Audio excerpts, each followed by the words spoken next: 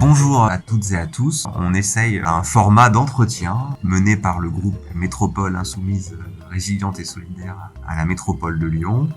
On reçoit aujourd'hui Maurice Charrier. Bonjour et merci beaucoup de ta présence.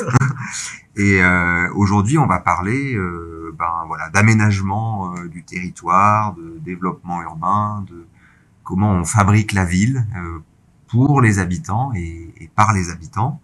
On va avoir un entretien on a préparé autour du logement, des outils à notre disposition en tant que collectivité pour agir sur le milieu urbain. On va parler du foncier, de logements vacants. Sans doute qu'on parlera aussi d'articulation entre l'urbain et le rural. Enfin voilà, on va essayer de balayer un peu tout ça.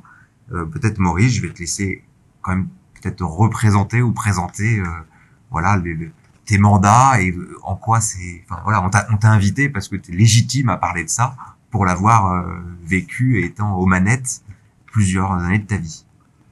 Oui, merci de l'invitation. Ça m'a fait vraiment grandement plaisir de contribuer à cette réflexion. Et j'ai été élu local. Je me suis toujours cantonné qu'aux mandats locaux. C'est-à-dire pour le reste, c'était plus compliqué. Et j'ai été maire élu à Vaux-en-Velin un certain nombre d'années, dont 25 ans maire. J'ai eu aussi des responsabilités à ce qu'on appelait avant la communauté urbaine de Lyon, puisque j'ai été entre autres 18 ans vice-président, donc 12 ans en charge de la politique de la ville et du renouvellement urbain. Voilà. Après, j'ai eu quelques responsabilités au niveau national malgré tout, puisque j'étais au Conseil national des villes. Mais c'était, voilà le pédigré. Bon. Alors, du coup, vraiment merci de ta présence et qu'on puisse avoir cet échange. Je vais commencer sur directement la question du logement parce que c'est quelque chose qui nous importe à nous et qui nous paraît en 2025 quelque chose d'aberrant, que politiquement on n'ait pas réussi à loger tout le monde dignement et que dans notre réflexion de ce qu'on peut agir aujourd'hui et demain à la métropole et à différents échelons de nos collectivités, que ce soit les régions, l'État, mais que pouvons-nous faire dans notre rôle d'élu pour loger tout le monde dignement, depuis le logement d'urgence jusqu'à l'accession à la propriété ou le logement social. Parmi tous ces outils qui sont à notre disposition, finalement, lesquels le retenir pour que tout le monde soit logé dignement. Il y a sans doute des choses à renforcer et des choses au contraire à gommer. Peut-être je parle d'un constat et puis je te laisse réagir dessus. Nous, ce qu'on observe, c'est que de plus en plus, il y a une accumulation patrimoniale qui fait que matériellement, en fait, des gens ont beaucoup et d'autres n'ont rien. Et que ça nous paraît inacceptable et qu'il y a sans doute moyen de... S'il y a une volonté politique, qu'il y a un chemin technique et financier pour faire autrement. Effectivement, la question du logement est une question importante.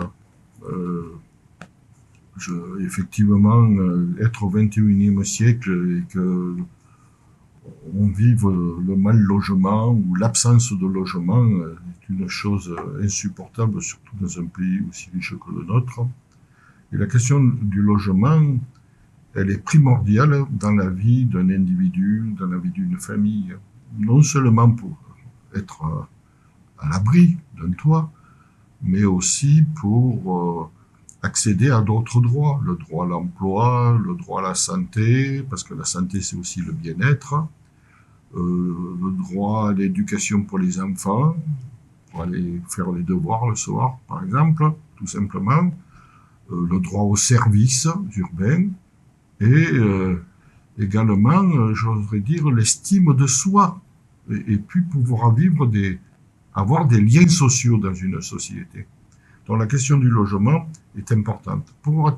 Et donc il y a à travailler à ce que le droit au logement soit reconnu comme un droit fondamental et que je veux dire, presque il faudrait que l'on reconnaisse que le droit au logement, que le logement soit un bien commun, un bien commun. Alors pour tendre à cet objectif, je crois qu'il y a deux sortes d'actions. Il y a tout d'abord des actions sur l'urbain lui-même, pour certaines techniques, et puis il y a aussi une action sur les mentalités, que je qualifierais d'une action idéologique. Voilà. Alors les actions techniques, je crois qu'il faut donner beaucoup plus de place aux opérateurs publics pour sortir justement de la domination du marché.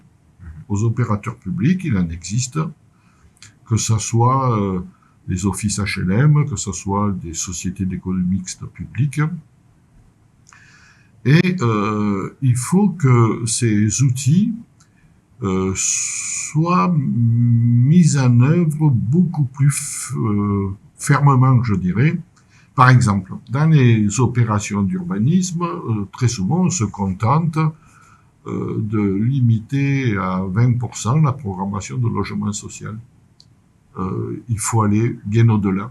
Il ne faut pas oublier que 60 à 75% des familles en France ont des niveaux de revenus qui les donnent éligibles au logement social. Voilà. Donc, ça c'est la première mesure. Il peut y avoir d'autres formes d'accès au logement, que ce soit les coopératives d'habitants. Oui. Voilà.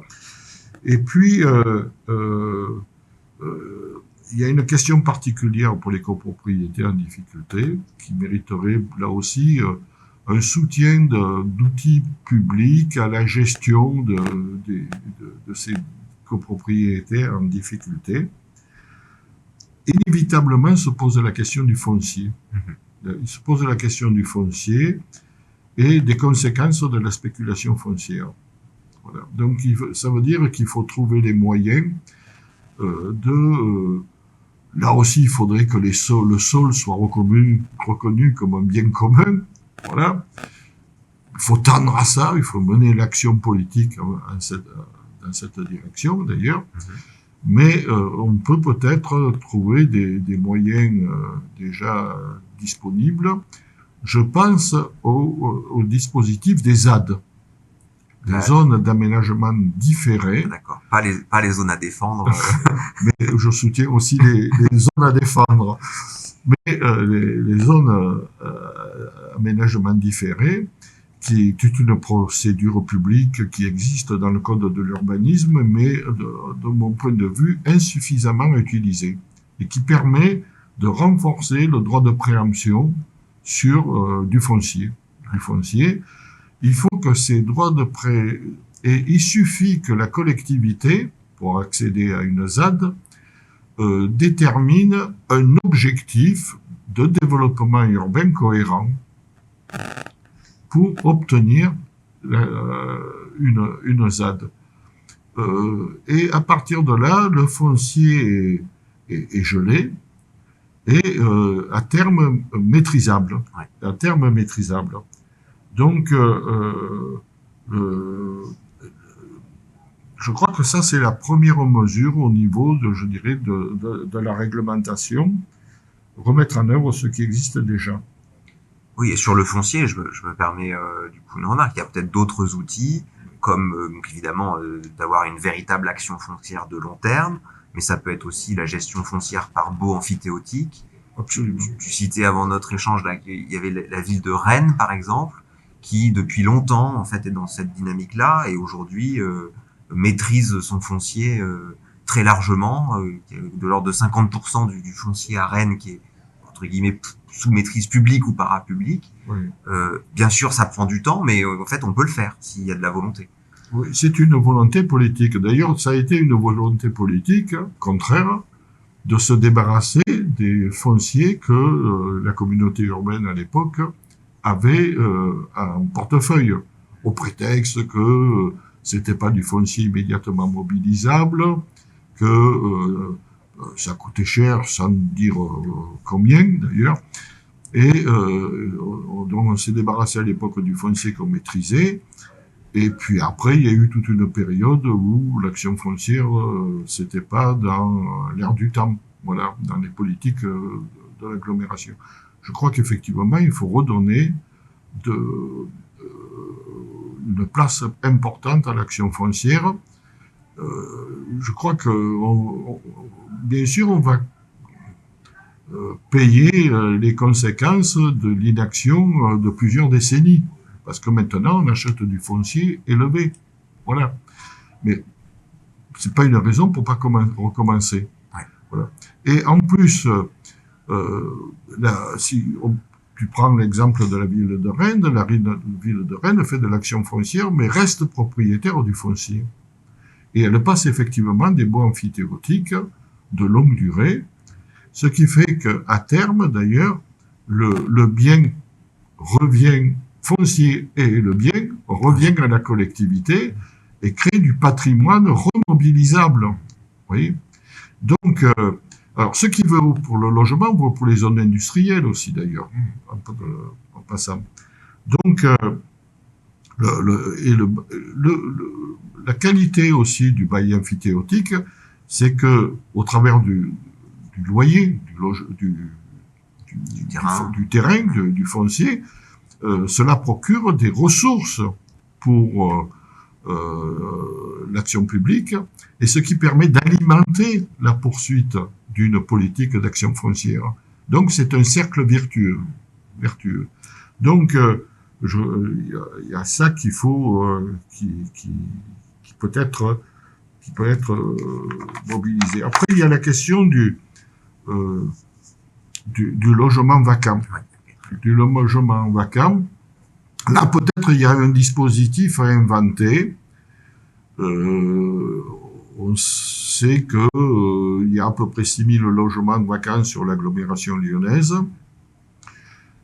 Je précise ici, c'est des logements durablement vacants en plus. Oui. C'est que c'est des logements qu'on a identifiés qui sont vacants depuis plus de 2 ans. Voilà. Donc, on est sur des biens qui visiblement sont un peu dans une ornière, quoi, soit parce qu'ils sont dégradés ou alors parce que vraiment le propriétaire l'a laissé tomber. Oui. Donc comment est-ce qu'on peut les remobiliser? Alors on peut définir un dispositif nouveau dont l'application devra être considérée selon le statut et je dirais la gestion patrimoniale par le propriétaire. Bon, on va pas, c'est pas un dispositif pour des propriétaires qui ont une vision de préparer une spéculation foncière ou autre. Eux, ils tomberaient plutôt dans le terrain sur le champ de la préemption pure et simple. Voilà. Mais pour des propriétaires qui peuvent être avoir en propriété un logement ou 2 logements qui sont en situation vétuste et que ils ont des difficultés à le louer, on peut développer un dispositif de gagnant-gagnant. C'est-à-dire ils restent propriétaires de leur logement. Par contre, l'usage de ce logement est confié à un organisme public. Et donc, cet organisme public peut même faire les travaux de remise en conformité de ce logement. À ce titre-là, passer un bail avec le propriétaire sur la durée du prêt qui permettrait de rembourser l'investissement.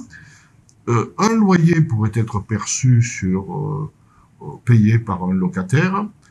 Une partie à déterminer irait au bénéfice du bailleur social qui se payerait là les travaux et la gestion du bien, et une partie à déterminer pourrait aller aux propriétaires. Je dirais que ça serait du gagnant-gagnant, d'où la puissance publique mettrait en location un logement convenable, et en même temps, le propriétaire qui pouvait avoir des difficultés à faire les travaux et qui n'avait pas les ressources sur le bien, et payer la taxe foncière, trouverait moyen quand même d'avoir un certain revenu par rapport à ces logements. Donc là, il a inventé quelque chose de nouveau. Après, ça, c'est les outils. Oui.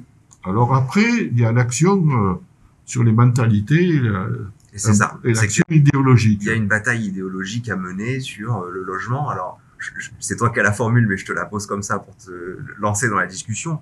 Mais le rêve de tout le monde, c'est d'être propriétaire. Voilà, c'est ça le modèle qu'on nous vend, c'est tous propriétaires de son logement. Et voilà, et ça, c'est une société bien organisée. C'est une société bien organisée et qui est organisée depuis la constitution de l'APL, qui était possible pour les accessions à la propriété. Et donc là, il y a des milliers et des milliers de familles qui se sont trouvées solvabilisées tant qu'ils avaient le droit à l'APL, parce qu'ils avaient des enfants à charge, mais après, les enfants grandissant, l'APL c'est fini, et là, les familles se sont trouvées un peu en difficulté. Voilà. Et puis, sur le fond, il faut en finir avec cette idée de la France des propriétaires. Être locataire, c'est pas avoir raté sa vie. Mm-hmm. Voilà. Il y a des personnes qui restent aussi locataires par volonté, ne serait-ce que parce qu'il y a la mobilité du travail, parce que les enfants, la famille évolue et qu'il faut trouver un logement ou plus petit ou plus grand, etc., etc. Et donc, d'autant plus qu'un certain nombre de propriétaires, pour l'instant, ils sont locataires de leur banque. Et c'est un propriétaire exigeant. Voilà. Donc, je crois que il faut tordre le cou à cette idée, la France des propriétaires. Et quand on sait que 70 à 75% des familles ont des niveaux de revenus qui les placent de fait dans le logement, au niveau du logement social, dans la diversité du logement social, on peut faire la démonstration que le logement social peut être un logement quasiment pour tous. Quasiment pour tous. Et donc, on arriverait à combattre ces idées folles, logement social égale casse sociale, égale délinquance, égale immigration, et une idéologie qui gangrène notre société aujourd'hui. Voilà. Oui, clairement, et puis c'est le discours, clairement, y compris, nous on le voit à la métropole, le discours de la droite, qui à chaque fois que le logement social est exprimé, c'est empreint de racisme et on essaye de, comment dire, ça paraît intéressant de renverser l'image, disant aujourd'hui, être propriétaire, c'est parfois se mettre en difficulté en s'endettant, alors que quand on est locataire, on est libre en fonction des évolutions de la vie, et que ça peut être un modèle durable pour tout le monde. En fait, la droite reprend un peu les arguments de l'extrême droite en la matière. Et l'extrême droite, je dirais, a tendance à conçoit la société en deux groupes. Il y a les utiles. Alors les utiles, ça peut aller du manœuvre à l'ouvrier, puis jusqu'au grand patron de Total. Ils sont tous utiles. Ils sont utiles, ils produisent, ils créent des richesses. On oublie que certains se les accaparent. Et ainsi, on gomme la division de la société en classes sociales. Alors, d'un côté, il y a les utiles, et de l'autre côté, il y a les inutiles. Et les inutiles, c'est les gens, les chômeurs, les précaires, les immigrés ou les supposés immigrés.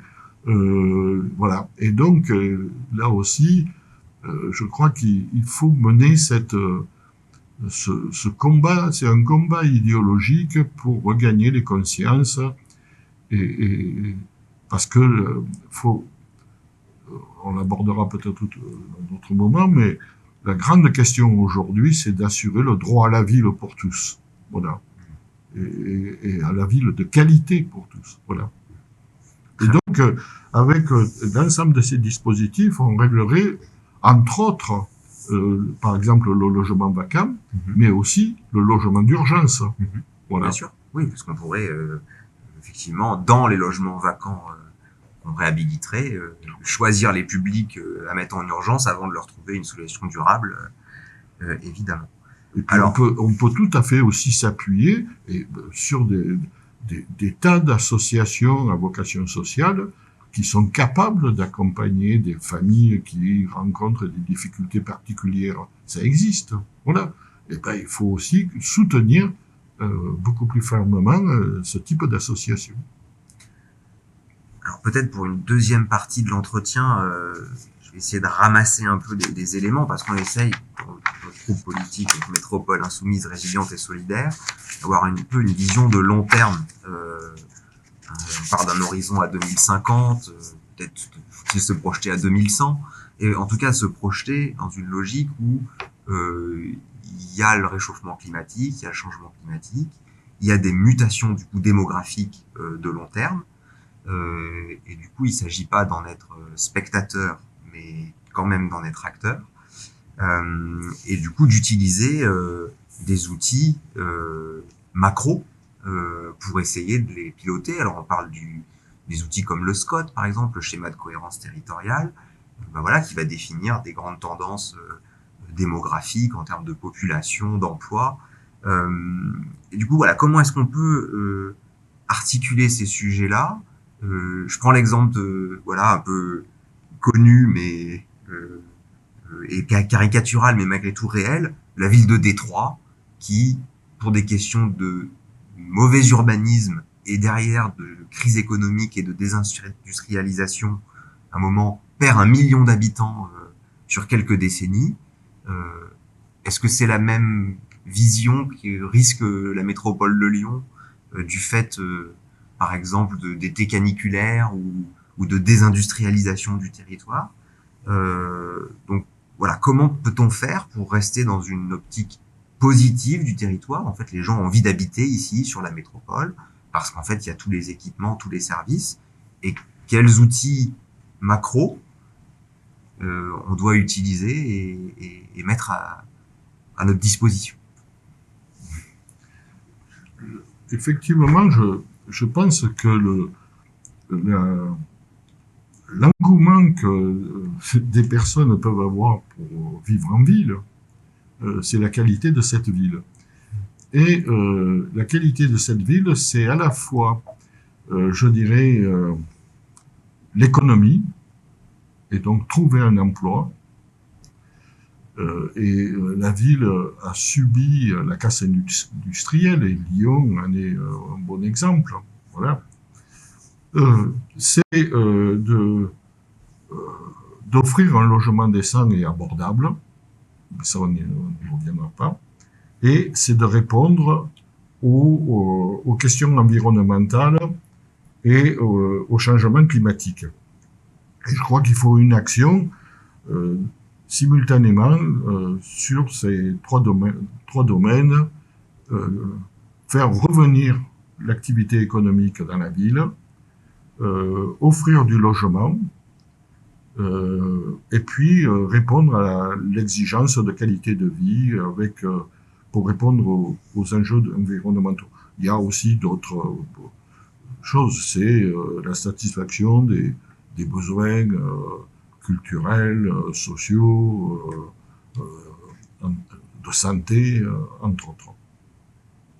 Donc, en tout cas, une chose est certaine, une ville qui perd des habitants Moi, je connais pas Détroit, mais je connais bien Cleveland, qui a vécu la même chose avec la casse de l'industrie automobile. C'est stupéfiant de voir les conséquences que ça a. Il y a des dizaines de milliers de logements, de maisons individuelles qui s'écroulent, qui sont vides. Le centre-ville se réduit à une rue commerçante de quelques centaines de mètres, avec de l'espace public immense mais inutilisé. Voilà, il reste des bâtiments au milieu de désert. Voilà. Donc, il faut pouvoir il faut tenir vraiment, maîtriser la démographie par ces moyens-là. Après, la ville, elle ne vit pas seulement sur elle-même. Voilà. Elle est en rapport avec d'autres territoires. L'agglomération lyonnaise est en rapport avec d'autres territoires, avec des territoires ruraux qui l'environnent, et puis tout un réseau de villes moyennes qui sont autour.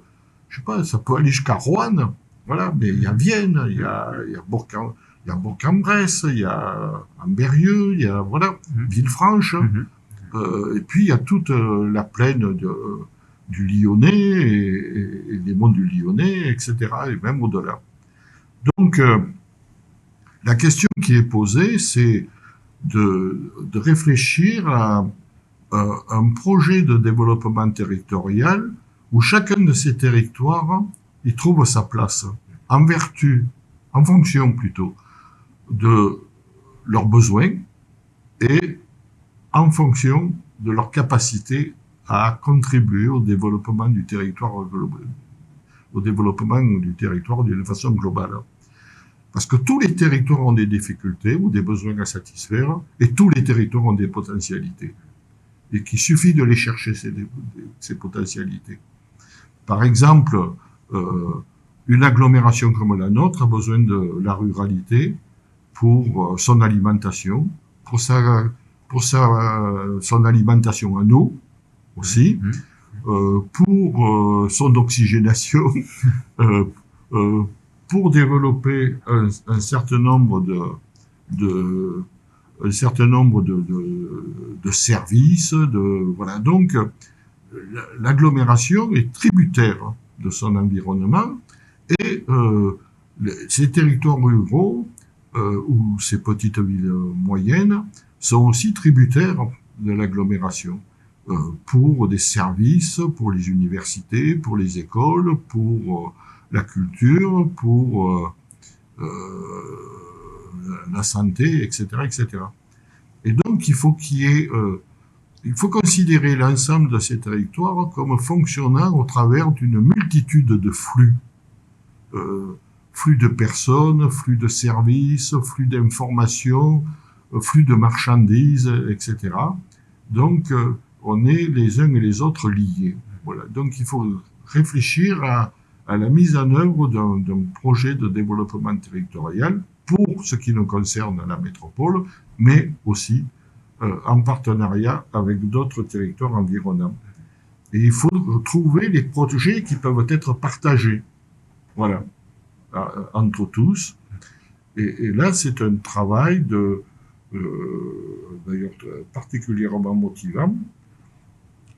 D'ailleurs, je me souviens qu'à l'ENTPE, il y avait eu une recherche de fait sur comment les habitants s'approprient leur territoire de vie.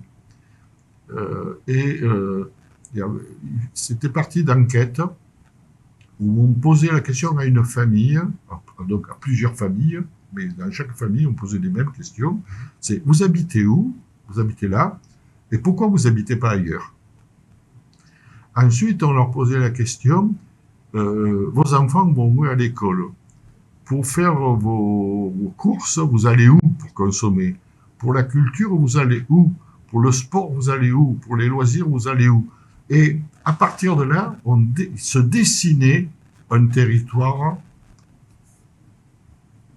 quand même assez cohérent.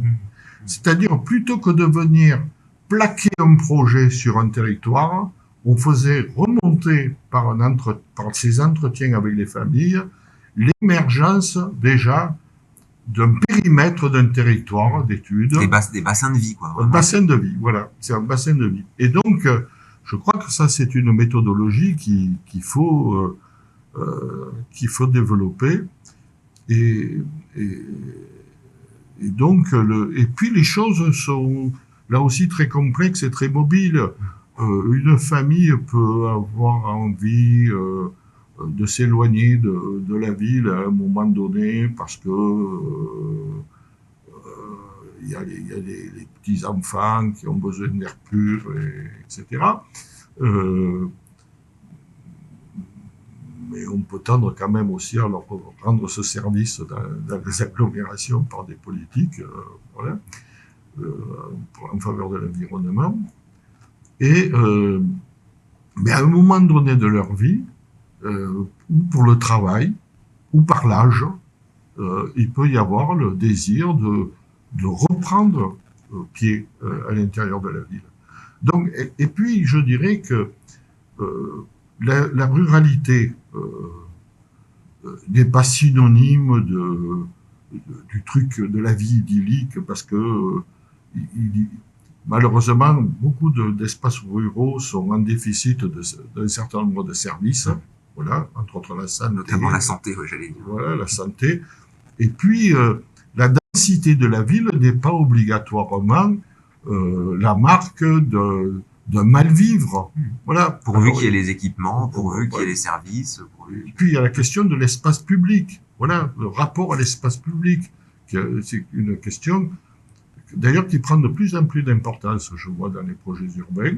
Et c'est une bonne chose. Voilà. Donc, je dirais, chaque territoire peut trouver sa place au travers de ses potentialités, de l'expression de ses besoins, de ses caractéristiques, etc., peut trouver sa place dans un développement territorial plus large et plus cohérent.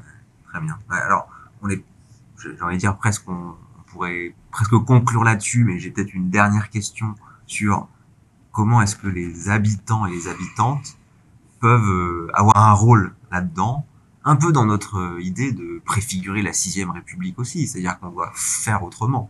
Et donc, on voit bien que tous ces grands choix d'aménagement du territoire, ils se font du coup à travers d'outils qui sont assez éloignés des habitants. Je parlais du SCOT tout à l'heure, mais c'est la même chose pour le plan local d'urbanisme. Enfin, il faut avoir un intérêt personnel pour s'intéresser au PLU et de vouloir contribuer. Voilà, est-ce que des outils comme, tu parlais d'enquête citoyenne, c'en est un, mais voilà, des jurys citoyens, ou je pose la question des référendums, est-ce que c'est des outils qui peuvent être pertinents pour que les habitants se saisissent de ces sujets-là? Et puis après, je propose qu'on conclue là-dessus notre échange. Il y aura peut-être besoin d'une deuxième invitation pour continuer. Avec plaisir. En tout cas, tu as évoqué la question des référendums. Bon, il peut y avoir des référendums à plusieurs entrées. Bon, mais par principe, je suis pas tellement favorable à ça parce que à quelque chose de complexe, on ne répond pas par oui ou par non. En plus, des fois, les référendums, on répond non, parce qu'en fait, on est contre le gars qui organise le référendum pour d'autres raisons. Voilà. Et voilà.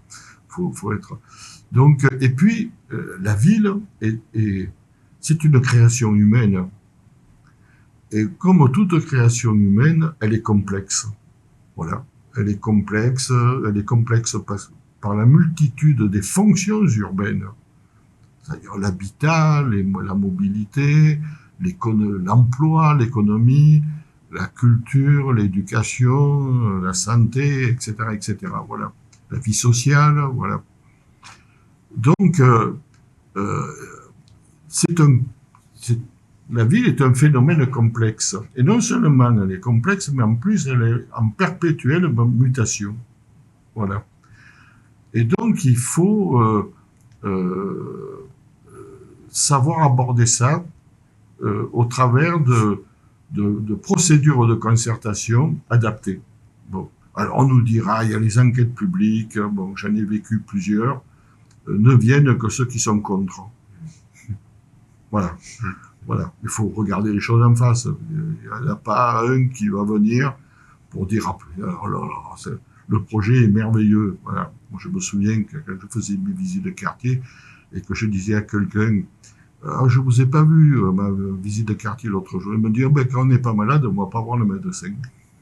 Voilà. Donc, voilà. Donc, il faut trouver d'autres méthodes et effectivement, en tout cas, il faut créer une véritable citoyenneté. Alors ça peut être au travers de groupes d'habitants, d'enquêtes, mais vraiment particulièrement sérieuses. Je vais citer celle de l'ENTPE parce qu'elle était vraiment très très riche. Il y a eu un livre d'ailleurs qui est sorti là-dessus. Je me souviens, c'est Éric Charme qui l'a fait. Voilà, cette enquête. Et donc, il peut y avoir... Et puis, il y a tout un travail d'éducation à la ville. Voilà. Et il faut organiser dès le départ l'élaboration d'un projet, il faut organiser la rencontre avec les habitants, les élus et les techniciens. Chacun à sa place. Chacun à sa place. Et qu'il y ait un échange. Et d'ailleurs, l'acte éducatif, il est de tous les... Pour tous les trois acteurs. Pour les trois acteurs, voilà. Et il se passe au travers de ça des choses assez extraordinaires. Après, il faut que le politique ait le courage d'afficher des objectifs auxquels il tient absolument. Voilà. Parce qu'il y a des choses en fonction de la vision qu'un politique se fait de l'urbain. Par exemple, celui qui dit la ville est un bien commun et tout le monde a le droit à la ville, celui-là, il va dire construire du logement social partout, c'est une chose qui n'est pas négociable. Voilà. Travailler l'espace public dans un quartier, ça, c'est une chose négociable. Voilà. Donc, quelle façon gérer un réseau de transport en commun, ça peut être négociable. Vous voyez? Donc, il faut que les règles du jeu soient quand même bien fixées au départ, parce que la démocratie, c'est pas seulement cause toujours, hein, et c'est pas non plus faites comme je vous dis, autrement je suis contre. Voilà. Donc c'est un apprentissage mutuel entre élus, habitants et techniciens. Et on peut trouver des formes. Je donne un exemple de mon expérience de maire. Quand on a fait le centre-ville de Vaux-en-Velin, lancé le projet du centre-ville de Vaux-en-Velin, on s'est dit comment l'organiser pour faire justement que se rencontrent des besoins différents, des idées différentes, etc. Et donc on a dit on ne va pas réunir les gens par groupe professionnel ou de quartier. C'est-à-dire, on ne va pas rencontrer d'abord les habitants du centre du village, puis ceux de tel quartier de la Thibaude de la ZUP, puis après ceux du sud, etc. Et on s'est dit, on ne va pas les rencontrer, on va rencontrer d'abord les commerçants, puis les agriculteurs, puis etc., etc. On va les rencontrer ensemble. Et donc, on a mené une quinzaine de réunions.